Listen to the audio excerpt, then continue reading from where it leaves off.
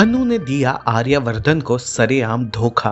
क्या आर्या नहीं जान पाएगा अनु की सच्चाई? सीरियल तुमसे तुम तक का आने वाला एपिसोड बहुत ही ज़्यादा ड्रामेटिक हो चला है। आप देखेंगे कि किस तरह से अब आर्या को अनु पर शक होने लगा है। आर्या आधी रात को उठकर घर के कॉरिडोर में अनु का नाम लेकर उसे पुकारने लगता है, क्योंकि आधी रात को अनु आखिर बेडरूम से गई कहाँ। आर्या धीरे धीरे राजनंदिनी के कमरे की ओर बढ़ता है। हो ना हो उसे विश्वास होने लगता है कि अनु राजनंदिनी के कमरे में गई है। वहीं राजनंदिनी के कमरे में पहुंची अनु भी तुमसे तुम तक की किताब पढ़ रही होती है, लेकिन जैसे ही आर्या की आवाज़ सुनती है वो सहम जाती है। बुरी तरह से घबरा जाती है अनु। उसे समझ नहीं आता कि अब वो करे तो करे क्या।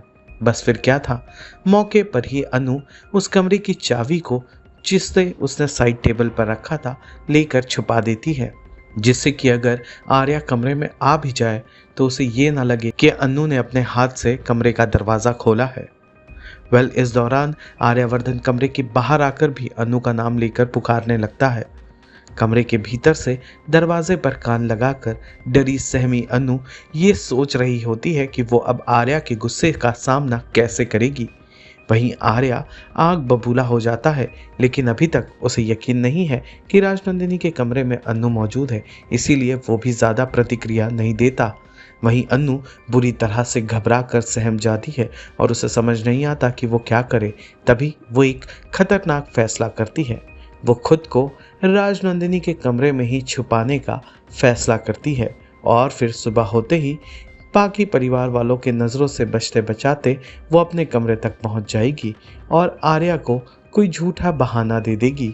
राजनंदिनी के कमरे में ही छिपने की जगह खोजती अनु बुरी तरह से घबराई होती है।